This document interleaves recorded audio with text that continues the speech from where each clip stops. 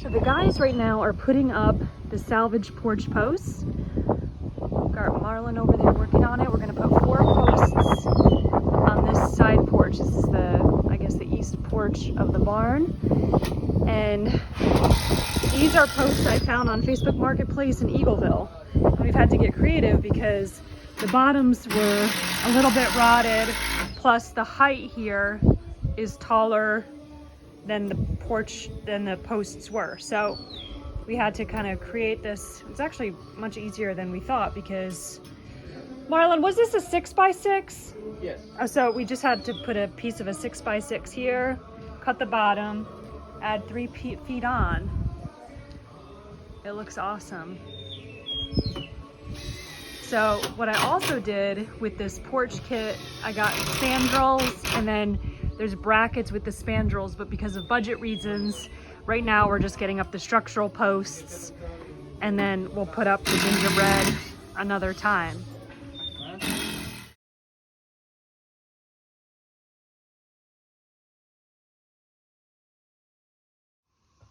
Okay, so you can see here, the men have put the spandrel, and then below that the running trim. And then we've got our star braces. It looks really good. There's a little gap right here that I'm gonna ask them to try to fill in some. But I love, I'm so happy with it. So you can see here, we actually switch the orientation. I guess if you call this vertical, it's the same bracket, but we put them horizontal. And you can see up here too, they're working on the fish scales. These are cedar scales, and that's very common in a Victorian build. So we're just gingerbreading the crap out of the porch. It's looking so good. They're still working on this porch, and right now what they're doing is taking one of the salvage doors. I got this beautiful East Lake style door from up in Mayfield, Kentucky. Apparently it was some riverboat captain's door from the late 1800s, and there's actually a transom to it, and it came in an original jamb, but we're taking the jamb apart because we're going to put in weather stripping to keep rain and cold air out. So the guys have to basically take it out of the original jamb and then rebuild a jamb, which is what they're doing right here. And the transom will go, as you can see, in that top square, and the door will go in the bottom square. But it's just such an unbelievable door. Look at that thing. I think the window is behind it, the window frame. The glass is broke. I have to get that replaced. But you can see here, the trim is all up on the porch. Got the star brackets, the spandrel, the running trim. It looks really, really good.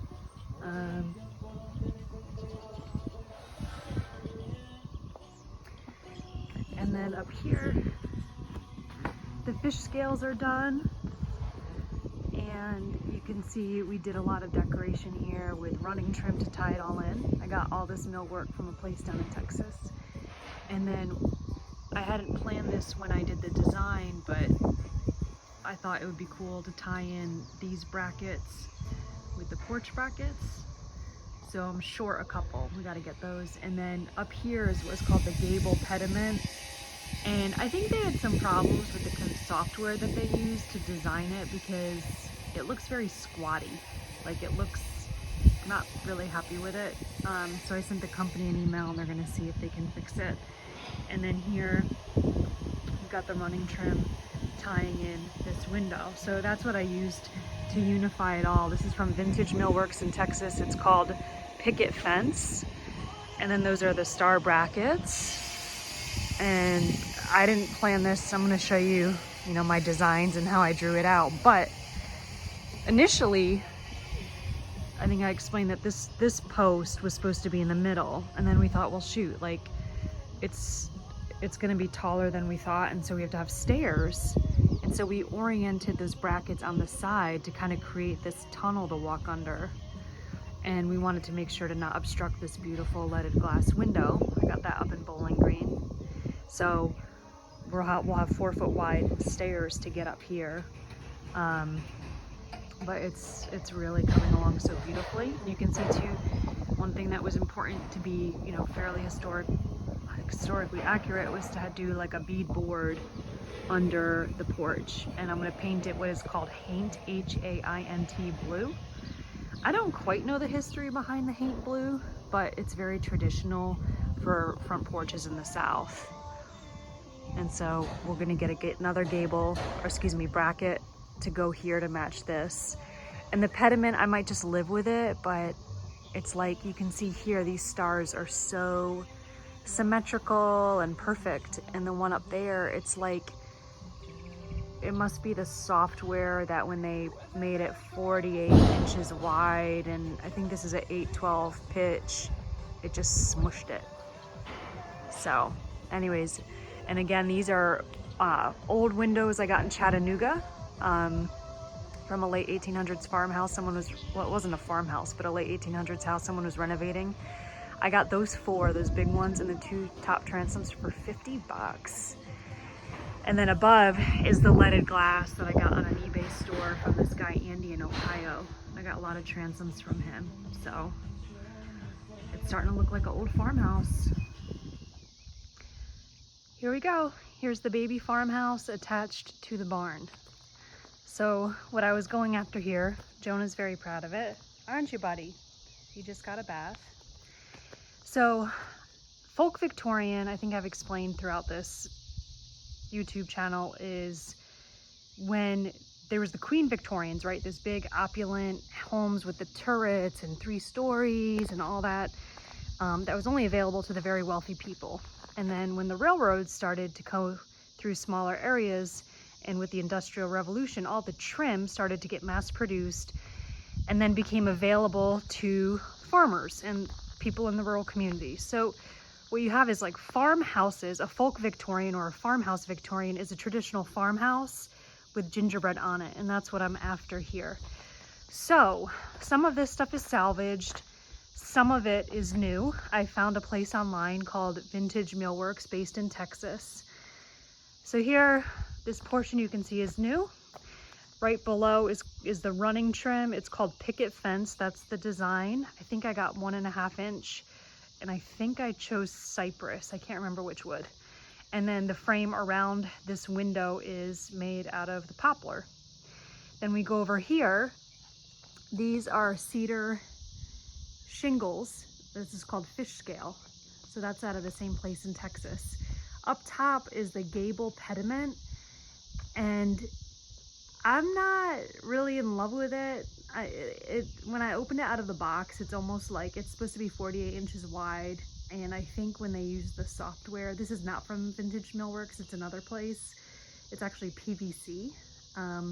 It's almost like when I asked for something wide, the computer program stretched it, but not proportionally. So I don't know, I emailed them and we'll see what they'll do. But anyways, as I've explained before, these are the windows I got from Chattanooga for $50 from an old house down there that someone was renovating. That's a Facebook Marketplace find.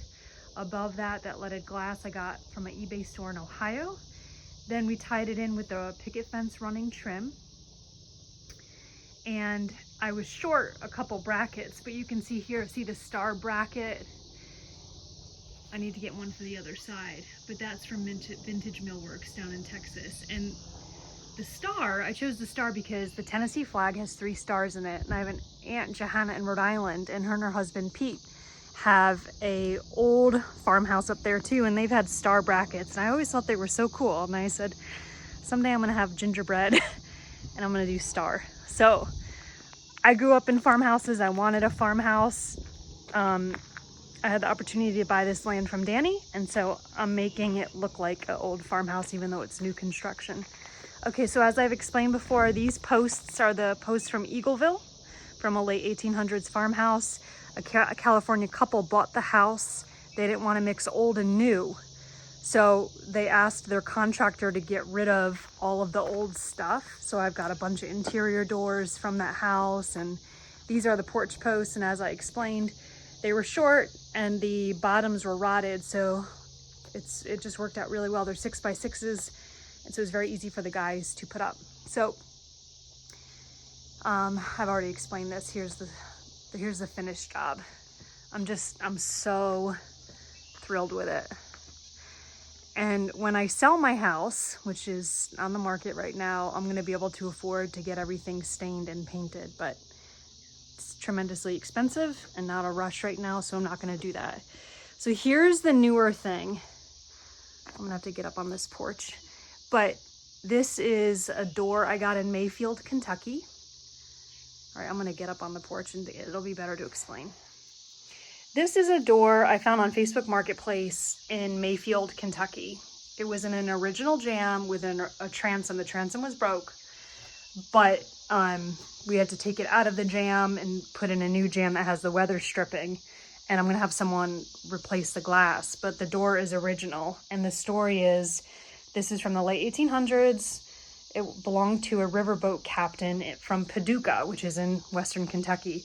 So see all this carving here? This is called East Lake. And a lot of the design and a lot of the furniture and doors that I've been purchasing are East Lake design. And so Charles East Lake was this British guy. And this is around the Victorian period, but it's, there's that big, elaborate, ornate Rococo. And East Lake was like, I want things to be fancy, but not super opulent, but very well done. And so he kind of started this vibe with a lot of carvings and about pride in your work, but not being over the top. So it seems a lot of it has kind of an Asian influence to it. So I'm going to have the outside door, I'm not going to have it painted. The guy who's been helping me with the exterior paint of the doors, I'm going to ask him to stain it to match the new doors. So here, this is a leaded glass window that I got up in Bowling Green. And this is original glass, it's wavy. And this was actually a transom. I have the big window inside that I think I've showed you before. But I decided to put it vertical and create, a window on the porch. And so I'm tying it all in with putting the picket fence running trim. And on this door, you can see here, this is the poplar trim. And then this door is going to be trimmed out with the poplar trim. And I'm going to go inside in a minute and show you the tile, and I'll show you the original jamb. But where the transom and the door meet, we're going to peel that piece of trim off of the original piece. But it's come out so beautifully. This porch, we're going to end up bricking, or like a red brick, and then making the mortar really messy looking so it looks old. And it'll probably be some kind of herringbone pattern. So the posts are a bit off, and that has to do with how it was framed. But you're not going to notice it because we're going to have the brick, and then we're going to have like this stone facade up the front. And then right here is where the stairs will be. So here's the inside of the porch. And Vintage Millworks is a really cool website. I mean, they've got all kinds of brackets, running trims, spandrel, finials, like all the old stuff. And it's a little bit overwhelming to put together, but I'm really thrilled with it. And then there's the ladies enjoying looking for worms in the old manure piles. And then I put the fly masks on the horses this morning because it's just that time of year. And then we got a clean Jonah being cute. So things are pretty messy at the moment. So I'll show you the tile, but here is the grout choices. I went and picked out 3 different color grays. And this is the winner right here. This is pearl gray. These ones are much lighter, but this is where the tile people have set up. And then here's the other window that I know I've filmed before, but it's the other piece for the one that's on the porch now. Okay, so wet tile. That's not true, it's not wet anymore, but yesterday it was wet.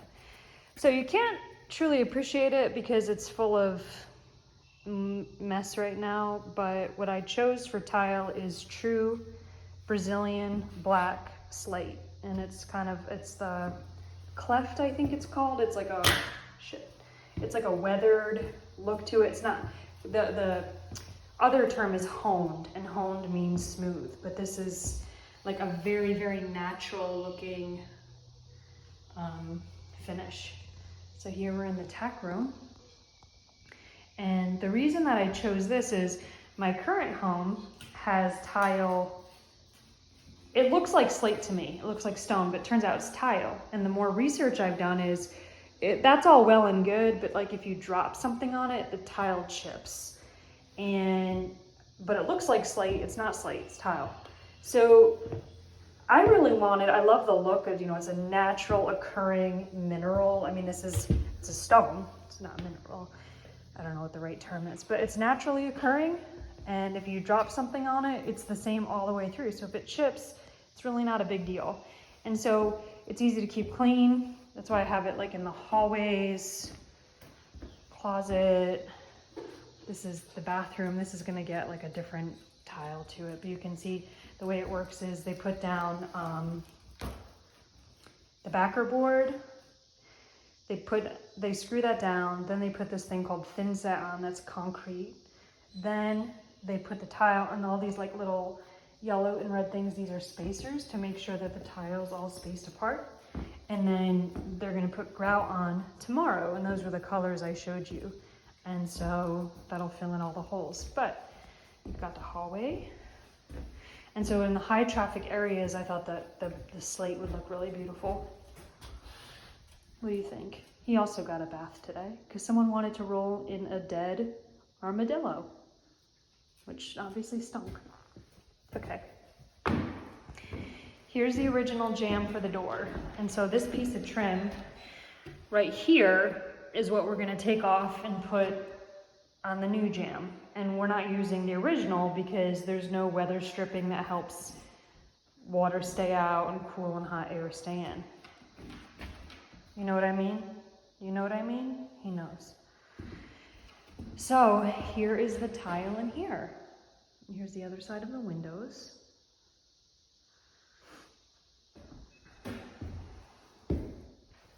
Here's your HVAC vent. And here's the other side of that beautiful door. So again, I put this in like very high traffic areas. Like this is, you're gonna be coming in and out with mud.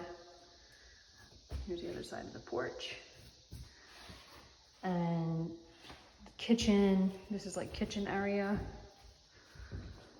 And then this is gonna be hardwood. This will be hardwood. This is gonna be hardwood. This is gonna be old school, like mini hexagon tile. And you can see here, I marked where wallpaper is going. And something I didn't know, but my contractor told me is, if you're gonna mark on a wall, you always put it in pencil, because if you do marker, it's gonna show through. And we marked where wallpaper is going to be because on Tuesday, the painters are coming to prime all the sheetrock, and where you're having wallpaper is you want to, I guess, use a different product to prime. That's what the wallpaper lady said. Her name's Debbie. So here's the other side. Wallpaper, wallpaper. So here we go.